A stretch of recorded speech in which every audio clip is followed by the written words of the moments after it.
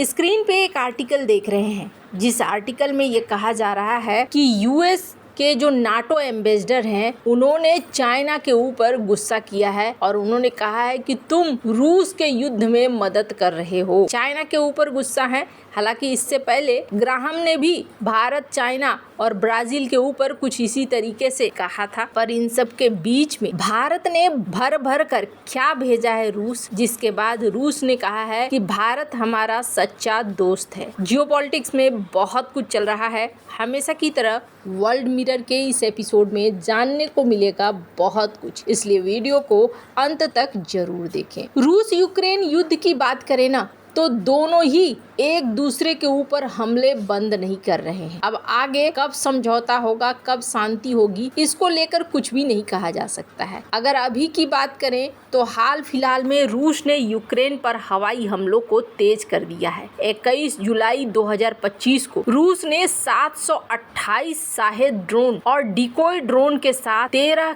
Cruise और ballistic मिसाइलों के साथ कथित तौर पर हमला किया है, जो कीव में अलग अलग जगह जाके फटे। कहा जा रहा है कि नागरिक बुनियादी ढांचे, मेट्रो स्टेशन, इसको नुकसान पहुंचा। हालांकि यूक्रेन के राष्ट्रपति ने यानी कि जेलेंस्की ने इन हमलों को कहा है कि ये भयानक रूसी आतंक थे। एक रात में 400 से अधिक ड्रोन हमले हुए हैं, जो दिखला रहा है कि रूस ने अपनी ड्रोन क्षमता को बहुत ज्यादा बढ़ा लिया है। यूक्रेन की वायुसेना ने 200 से अधिक ड्रोन को मार गिराने का दावा किया है। यूक्रेन ने भी रूस के खिलाफ रणनीति बदली है और रूसी क्षेत्रों में ड्रोन हमले करना शुरू कर दिया है। एक तो ऐसा भी हमला यूक्रेन ने किया जिस हमले को अमेरिकी मीडिया ने पर्ल हार्बर की तरह कहा, क्योंकि उसमें 41 रूसी बम वर्षक विमान कथित तौर पर नष्ट हुए हैं। अब चीन की भूमिका को लेकर सवाल उठ रहा है। चाइना के ऊपर 2 आरोप लग रहे हैं। पहला आरोप तो ये लग रहा है कि चाइना इनकी मिलिट्री को मदद कर रहा है, ड्रोन वगैरह के लिए कंपोनेंट्स वगैरह सप्लाई कर रहा है। दूसरी बड़ी चीज ये भी देखने को मिली कि हाल में चाइना की तरफ से एक बयान भी आया, जिस बयान में चाइना ने कहा भी कि वो रूस को यूक्रेन युद्ध हारते हुए नहीं देखना चाहता है। हालांकि इसके पीछे क्या कारण है, स्क्रीन पर आर्टिकल देख सकते हैं, जिस आर्टिकल में कहा गया कि यूरोपीय यूनियन को चाइना ने ये बात कही है और जिसमें इन्होंने कहा है कि वो नहीं चाहता है कि रूस इस युद्ध को हारे, क्योंकि ये चीन के रणनीतिक हितों और दुनिया के प्रभाव को प्रभावित कर सकता है। जुलाई 2025 में चीनी विदेश मंत्री वांग यी ने यूरोपीय संघ के बड़े राजनयिक काजा कैलाश को कहा था कि बीजिंग रूस की हार को स्वीकार नहीं कर सकता है, क्योंकि इससे फिर क्या होगा, अमेरिका का पूरा ध्यान फिर सिर्फ चीन पर केंद्रित हो जाएगा। चीन का मानना है कि अगर रूस हारा तो दुनिया के मंच पर चाइना अकेला हो जाएगा, जिससे अमेरिका और पश्चिमी देशों के खिलाफ उसकी रणनीति कमजोर हो जाएगी। और ये देखने को भी मिला है कि चीन और रूस दोनों अमेरिका के नेतृत्व वाले दुनिया के व्यवस्था और नाटो के विस्तार का विरोध भी करते आए हैं। तो यहाँ चाइना ने तो अपना रूप जाहिर कर दिया। अब बात रही भारत की। अमेरिका ने अब धीरे धीरे भारत पर भी एक्शन लेना शुरू कर दिया और इसका सबसे बड़ा एग्जाम्पल है नायरा एनर्जी, जिसके ऊपर यूरोपीय देशों का प्रतिबंध लग गया। और ग्राहम का जो धमकी है वो भी एक एग्जाम्पल है कि किस तरीके से अमेरिका भारत के ऊपर दबाव बनाने की कोशिश कर रहा है। वैसे आपको बता दें, इस चीज को लेकर राष्ट्रपति पुतिन ने भी एक बार कहा था। स्क्रीन पर इस वीडियो को देख सकते हैं। India is one of the highest rates of economic development and growth in the world, and that too is due to the leader qualities of the incumbent Prime Minister. It was during his leadership that India reached such a pace. India is pursuing an independent foreign policy, which is not easy in today's world, but India, with a population of 1.5 billion, has the right to do so. And under the leadership of the Prime Minister, that right is being realized. This is not just a statement. It's important from the point of view of organizing joint work, because it gives us the opportunity to forecast the actions of our partners in the medium and longer term. This is important in practical work.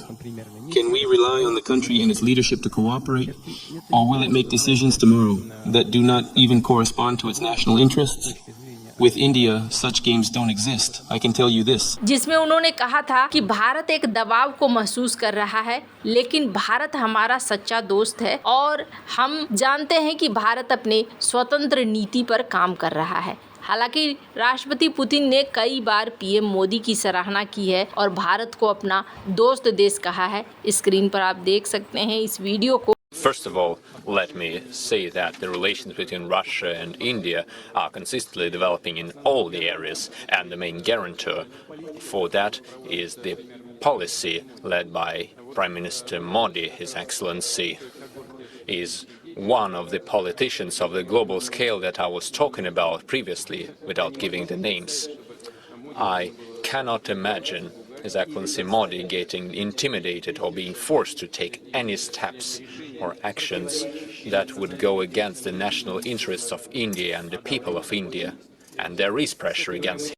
जहां तक रूस Ukraine युद्ध की बात है, अगर यूक्रेनी media की माने तो इनका कहना है कि रूस अभी 1.1 ट्रिलियन डॉलर की तैयारी कर रहा है एक बड़े स्केल के युद्ध को छेड़ने के लिए, यानी कि रूस एक बड़ा हमला और एक बड़ी लड़ाई लड़ सकता है। अब इन दोनों के बीच में कब तक समझौता होगा ये देखने वाली बात होगी। लेकिन इस बीच रूस को कई संकटों का सामना भी करना पड़ रहा है, जैसे कि लगातार प्रतिबंध रूस के ऊपर लगाए जा रहे हैं और सबसे बड़ी चीज ये है कि रूस को इस बार दिक्कत हुई खाने पीने की चीजों में भी। जो लोग ये मानते थे कि रूस और भारत के बीच में संबंध कमजोर हुए हैं, उनके लिए एक बड़ा झटका है, और जो लोग ये समझ रहे थे कि अमेरिका का दबाव काम आ जाएगा, उनके लिए भी ये झटका है। स्क्रीन पर एक ट्वीट देख रहे हैं, भारत ने पिछले कुछ महीनों में रूस को चावल की बड़ी खेप भेजी है। ये खेप रूस की मेनलैंड से दूर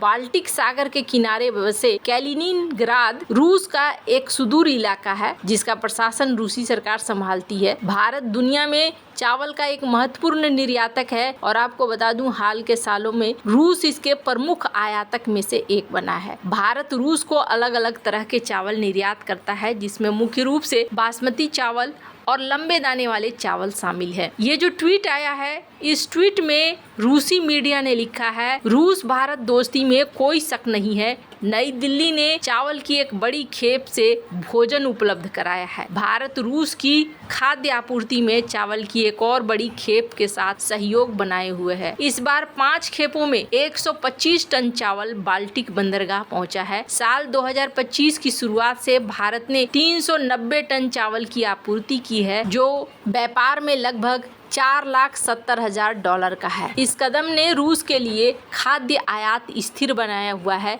क्योंकि पश्चिमी आपूर्ति श्रृंखलाएं अभी भी अविश्वसनीय बनी हुई है। अब इसका साधारण मतलब ये समझिए कि पहले रूस क्या करता था, पहले पश्चिमी देशों से खरीदा करता था, लेकिन प्रतिबंध के साथ साथ कुछ निश्चित नहीं है, जिसकी वजह से अब भारत ने यहाँ पर इनकी आपूर्ति करनी शुरू कर दी, ताकि खाने पीने की चीजों में कोई कमी ना हो। साल 2022 में भारत ने रूस को लगभग 2.1 मिलियन टन चावल बेचा, जिसका मूल्य माना जाता है 56 मिलियन अमेरिकी डॉलर। हाल के सालों में रूस को बासमती चावल के निर्यात में भी वृद्धि देखने को मिली है। मार्च 2023 और फरवरी 2024 के बीच 1482 शिपमेंट हुए हैं, जो पिछले साल के तुलना में 10% बढ़ी है। रूस को भारतीय बासमती चावल के निर्यात का कुल मूल्य का 56 मिलियन डॉलर रहा है, जो इसके आर्थिक महत्व को भी दिखलाता है। वैसे आपको बता दूं, रूस ने पाकिस्तान से भी चावल खरीदना शुरू किया था, लेकिन पाकिस्तानी चावलों में फिर दिक्कतें आनी शुरू हो गई। केमिकल्स और कई कीड़े वगैरह की वजह से रूस ने प्रतिबंध भी लगा दिया था। हालांकि फिर से खोला गया है, लेकिन पाक की जगह भारत से ही रूस चावल खरीदना पसंद करता है। वैसे तो रूस अपना बॉम्बर भी भारत को प्रस्ताव कर रहा है लीज पर लेने के लिए, और अपना सुखोई 57 को जब ये भारत को देने की बात कर रहे हैं तो बड़ा मजाक भी बना रहे हैं F-35 का। स्क्रीन पर एक ट्वीट देख सकते हैं। इन्होंने कहा कि F-35 जो 38 दिनों से पड़ा हुआ था, उससे हमारा सुखोई 57 कहीं ज्यादा अच्छा है, इसलिए भारत को इसे ही कंसीडर करना चाहिए। वैसे आपको क्या लगता है, क्या अमेरिका और नाटो की परवाह किए बगैर भारत रूस के साथ संबंधों को बनाए रख रहा है? क्या ये सही है या नहीं? कमेंट कर अपनी राय जरूर बताएं। जल्द मिलते हैं अगले वीडियो में नई खबर के साथ।